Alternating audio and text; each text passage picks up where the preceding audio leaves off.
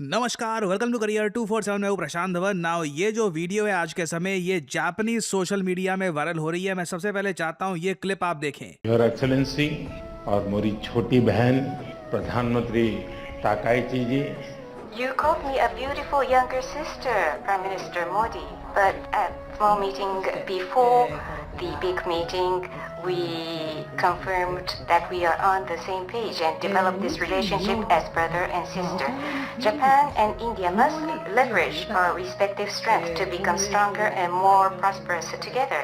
ना मैंने आपको बताया था कि जब जापानीज प्राइम मिनिस्टर भारत में आएंगी तब इनकी विजिट बहुत ही ज्यादा इंपॉर्टेंट होने वाली है। और अब हम यहाँ पर आज के समय देख रहे हैं कि दोनों लीडर्स, प्राइम मिनिस्टर मोदी और जो जापानीज प्राइम मिनिस्टर हैं, ये दोनों लीडर्स शोकेस कर रहे हैं कि भारत और जापान एक दूसरे के लिए कितने इंपॉर्टेंट है।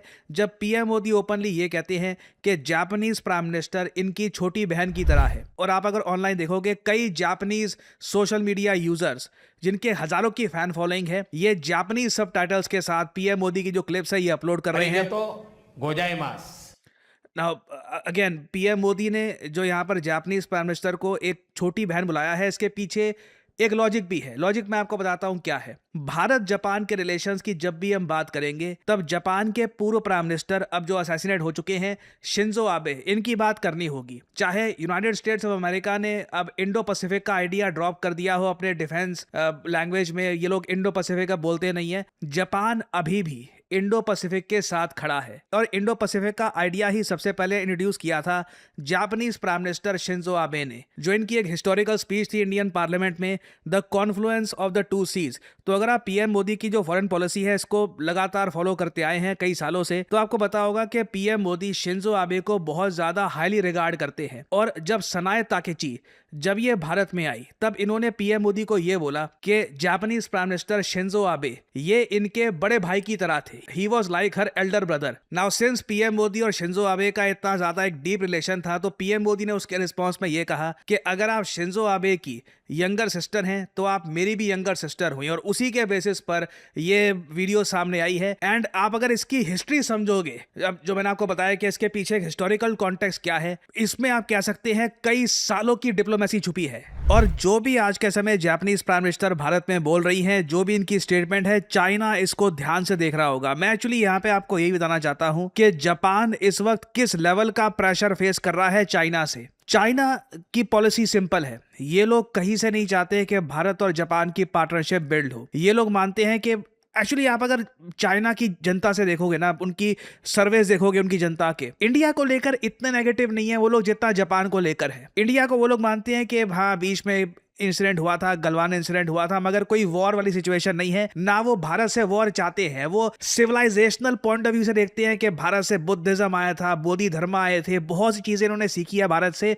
तो कहीं से मैं कहूंगा ओवरऑल चाइना की जो मास पॉपुलेशन है ये भारत से नफरत नहीं करती। Japan on the other hand, मैं आपको ये बता दूं, जो चाइना की पॉपुलेशन जापानीज आइलैंड्स के पास जहां पे रहती है, उधर आज भी इनको स्कूल्स में जापान के बारे में ऐसी ऐसी बातें बताई जाती है कि आप मान लीजिए चाइना की बड़ी आबादी एनिमे तक नहीं देखती, क्योंकि ये लोग मानते हैं कि वो जापान से आया है, वो जापान का कुछ मतलब कंज्यूम ही नहीं करेंगे, ना जापान के प्रोडक्ट्स परचेज करेंगे, ना इनकी मूवीज देखेंगे, ना इनका एनिमे देखेंगे। और बिल्कुल this is very much a reality. आज भी आप देख लीजिए चाइना ने जापान की जो डिफेंस कंपनीज हैं, 80 डिफेंस कंपनीज इनको ब्लैक लिस्ट में डाल दिया है। साथ ही साथ रेयर अर्थ एक्सेस कट कर दिया है, जो भी रेयर अर्थ मिनरल्स की जो सप्लाई चेन थी ये चाइना कट कर चुका है। जापान इस वक्त हैवी प्रेशर में है। दूसरी तरफ आप अगर देखो जापान के डोनाल्ड ट्रंप हैं, जो ये भी सवाल उठाते हैं कि यूएस जापान का डिफेंस पैक्ट आखिर बना भी क्यों है। और जापान एक ऐसा देश है जो प्रेशर के अंदर दबेगा नहीं, ये लोग इसका एक रिस्पॉन्स निकालेंगे। और जापान का रिस्पॉन्स होने वाला है एक स्ट्रॉन्ग जापानीज मिलिट्री। मैं साफ साफ देख पा रहा हूं जापानीज मिलिट्री वापस राइज कर रही है। ये लोग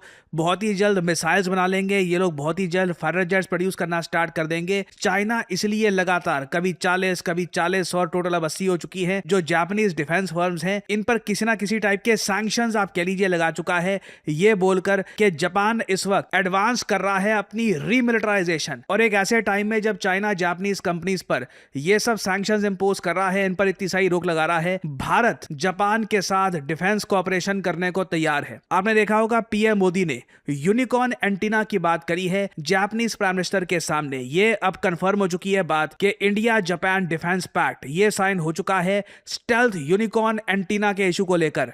ये भारतीय नौसेना को एक बड़ा बूस्ट देने वाला है। ना जो ये यूनिकॉर्न है ये है क्या, ये देखिए खास टाइप का एंटीना सिस्टम है जो बनाया है जापान ने। इससे होगा क्या कि भारत की जो फ्रिगेट शिप है या फिर डिस्ट्रॉयर शिप्स है ये कल को दुश्मन के रेडार से बचकर दुश्मन की टेरिटरी के पास या फिर दुश्मन के कोस्टल रीजन के पास जा सकती है, और ये मैं कहूंगा गेम चेंजिंग हो सकता है। बेसिकली आप ये कह लीजिए जापान का जो ये नेवल रेडियो एंटीना यूनिकॉर्न है ये इंडियन शिप्स को बहुत ज्यादा एडवांस्ड स्टेल्थ पावर दे देता है। ऑलरेडी आप अगर देखें तो हमारी जो कई शिप्स हैं यहाँ पर स्टेल्थ फीचर है, मगर जो यूनिकॉर्न एंटीना मैस्ट है इसे काफी ज्यादा सुपीरियर माना जाता है। और बहुत ही जल्द आप देखोगे भारत और जापान को डेवलपमेंट शुरू कर देंगे फॉर मेनी डिफेंस टेक्नोलॉजीज। दोनों देश मिलकर वॉरशिप्स बनाने वाले हैं। मैं सरप्राइज नहीं होऊंगा कि फाइटर जेट्स भी इंडिया जापान मिलकर बनाए। बहुत ही जल्द इंडिया जापान मिलकर मून पर भी जाएंगे। एक मून का जो एक्सप्लोरेशन मिशन है ये भी लॉन्च होने वाला है। तो पाइपलाइन में बहुत सी चीजें हैं। और अब तो एआई को लेकर भी इंडिया और जापान ने एक बहुत ही इंपॉर्टेंट एग्रीमेंट साइन कर लिया है। और आप अगर सभी एग्रीमेंट्स को देखो जो भारत और जापान ने साइन किए हैं, जिसमें बायोगैस के भी एग्रीमेंट्स हैं और वेरियस और टाइप की इन्वेस्टमेंट्स होंगी जापान की भारत में, टोटल $10 बिलियन के पैक्ट साइन हुए हैं भारत और जापान के बीच में। और अगर आप मुझसे पूछ रहे हैं कि मैं $बिलियन क्यों बोल रहा हूं, हम यहाँ पर रुपीस या फिर येन में क्यों नहीं बात कर रहे, क्योंकि ये भी डिस्कशन हो रहा था इससे पहले कि इंडिया और जापान लोकल करेंसी में ट्रेड करना स्टार्ट कर देंगे। देखो मैंने अगेन उस पर बताया था वो एक काफ़ी बड़ा स्टेप होगा, बट वो करेगा reserve bank of India Japan के सेंट्रल बैंक के साथ। वो अलग से नोटिफिकेशन कभी भी आ जाएगी, उस पर डेफिनेटली बातचीत हुई होगी। और आई थिंक आरबीआई उससे रिलेटेड मोस्ट प्रॉब्ली हो सकता है कि आने वाले समय में कुछ एक ज़्यादा जानकारी दुनिया को प्रोवाइड कर दे। बट वो बस एक रास्ता होगा कि जिससे आप लोकल करेंसी में ट्रेड कर सकते हैं। बट जो प्राइवेट सेक्टर ट्रेड है वो अभी भी लग रहा है कि डॉलर में ही होने वाला है between both the countries. Local currency trade को बूस्ट देने के लिए दोनों ही देश के लीडर्स को काफ़ी मैं कहूँगा पुश करना होगा अपनी कंपनीज को, और उनको प्रोत्साहित करना होगा कि आप बिल्कुल एक दूसरे की करेंसी पर भरोसा कर सकते हैं। और इंडिया जापान के रिलेशंस ऐसा नहीं है कि फ्यूचर में खराब हो जाएंगे, क्योंकि डर पता है कैसे लगता है कई लोगों को कि कल को मान लो कुछ हो गया, मान लो कि जी चाइना ने बड़ा अटैक कर दिया जापान पर, जापान ने इंडिया की हेल्प मांगी, इंडिया ने कहा कि नहीं नहीं हम कुछ हेल्प नहीं कर सकते, इंडिया जापान के रिलेशंस इस मामले में खराब हो गए, तो जो खूब सारे रुपी और येन एक दूसरे के बैंक्स में जो पड़े हैं उसका फिर क्या होगा। एक हमेशा रिस्क रहता है। डॉलर्स को आप अगर देखो तो एक ऐसी इंटरनेशनल करेंसी अब ये बन चुकी है कि हर जगह यूज होती है। इवन मैं कहूंगा कि यूएस एट मैक्स ये कर सकता है कि एक कंट्री को स्विफ्ट पेमेंट सिस्टम से निकाल सकता है, बाकी उसके अलावा डॉलर्स में कौन क्या ट्रेड कर रहा है उस पर यूएसए का भी इतना कंट्रोल नहीं है। और फाइनली यहाँ पे आप लोगों से मैं एक क्वेश्चन ही पूछूंगा, बाकी इंडिया जापान के रिलेशन से रिलेटेड कुछ और जो मेजर डेवलपमेंट्स आती है मैं आपके लिए वीडियोस लाता रहूंगा उससे रिलेटेड। बट यहाँ पे मैं आपसे एक सवाल पूछूंगा कि फ्लेमिंगो रेवोल्यूशन आजकल काफी न्यूज में है। एक देश में फ्लेमिंगो रेवोल्यूशन आ चुका है, आपको बताना है कि वो कौन सा देश है जहां पर फ्लेमिंगो रेवोल्यूशन बहुत ही ज्यादा न्यूज में है। भारत के लिए ये देश काफी इंपॉर्टेंट है मैं कहूंगा। ये है यहाँ पे आपकी ऑप्शंस, ग्रीस, क्रोएशिया, अल्बेनिया या फिर जापान। कमेंट सेक्शन में करिए उत्तर। जो लोग देंगे सही आंसर उनकी कमेंट को मैं दे दूंगा हार्ट, ताकि बाकी लोग समझ पाएं कि सही उत्तर क्या है। Career 247 means jobs. हमारे कोर्सेज के बाद कई लोग जॉब प्राप्त कर चुके हैं और इनके टेस्टिमोनियल्स हम आपके साथ लगातार शेयर करते रहते हैं और इन द फ्यूचर भी बहुत सारे और टेस्टिमोनियल्स शेयर करेंगे।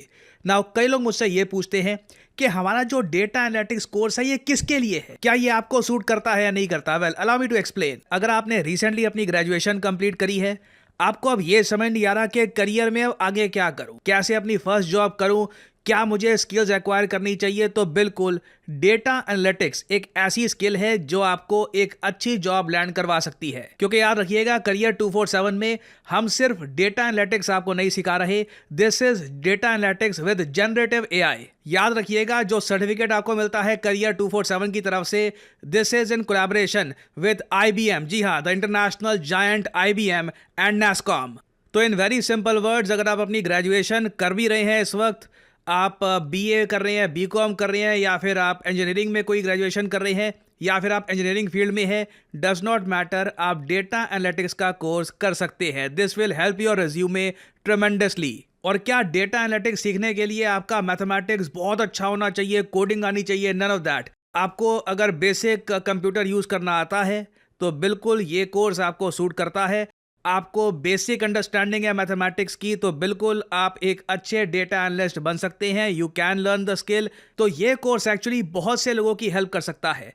चाहे आपकी जॉब ऑलरेडी लग चुकी है, आप खुद को अपस्किल करना चाहते हैं प्रमोशन के लिए या फिर एक बेहतर अपॉर्चुनिटी के लिए किसी और कंपनी में, आप स्टार्टर हैं, पहली जॉब की तलाश कर रहे हैं, for pretty much everyone career 247 data analyst course is a great option. क्योंकि यहाँ पर कोर्स कंप्लीशन के बाद आपको अपना रेज्यूमे कैसे बिल्ड करना है, हम वहाँ पर भी आपकी हेल्प करेंगे, मॉक इंटरव्यूज़ में हेल्प करेंगे, इंटरव्यू प्रिपरेशन आपको देंगे, गिटहब पोर्टफोलियो कैसे आपको बनाना है ये आपको बताया जाएगा। तो आप अगर अपनी जर्नी स्टार्ट करना चाहते हैं in the field of data analytics तो बिल्कुल ज्वाइन करिए ये programme.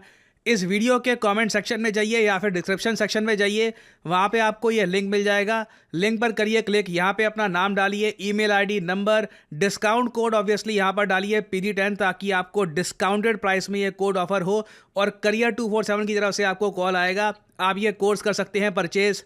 The whole process is very smooth and very easy और आपकी लाइव क्लासेज शुरू हो जाएंगी।